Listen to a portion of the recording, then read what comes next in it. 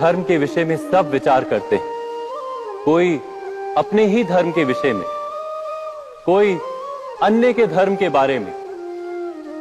किसी के अधर्म को लेकर चर्चाएं होती ही रहती हैं। कोई भी ऐसा नहीं है जो धर्म के विषय पर विचार ना करता हो। किंतु वास्तव में धर्म है क्या? क्या कोई ये समझ पाया है? धर्म मनुष्य को दूसरे मनुष्य के साथ, समस्त सृष्टि के साथ सुख से जीने का ज्ञान देता है। यही कारण है कि किसी धर्म के स्थान पर मनुष्य को सदा ही शांति प्राप्त होती है। क्या यह आपका अनुभव नहीं? अर्थात धर्म मनुष्य के सारे संघर्षों का नाश करता है। पर यह किस प्रकार संभव है कि किसी मनुष्य को किसी अन्य के साथ कोई संघर्ष ना हो? विचार करें, जहां प्रेम होता है क्या वहां संघर्ष भी होता है? आप कहेंगे हां, अवश्य होता है।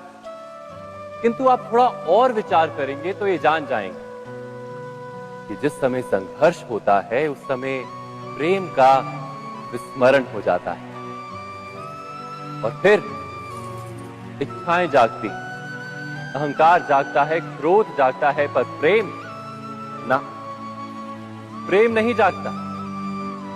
क्योंकि जहां प्रेम जागता है वहां सारे विवाद, सारे संघर्ष, सारे झगड़े नष्ट हो जाते हैं।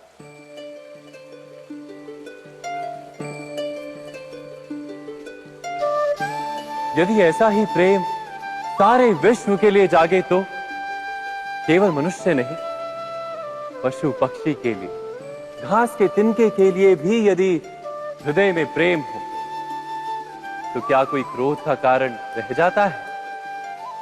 नहीं ना। एक व्यक्ति के हृदय में दूसरे व्यक्ति के लिए जो प्रेम का भाव होता है, वही प्रेम भाव समस्त सृष्टि के लिए हो तो उसे करुणा कहा जाता है। करुणा अर्थात सारे विश्व का स्वीकार,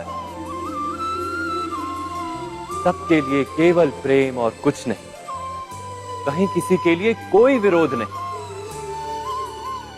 करुणा ही वास्तव में सारे धर्मों का सार है। धर्म यदि वृक्ष है तो करुणा ही उसका मूल, उसकी जड़। पर बार बार ऐसा समय आता है कि मनुष्य धर्म के मूल को ही भूल जाता है, कुछ नियमों को, परंपराओं को पकड़कर बैठता है और करुणा को भुला ही देता है। और ये जगत भर जाता है संघर्षों से, ईर्ष्याओं से, शोषण से, क्रोध से, बैर से, अर्थात अधर्म से। और तब परमात्मा को अवतार धारण करना पड़ता है मनुष्य को वास्तविक ज्ञान देने के लिए।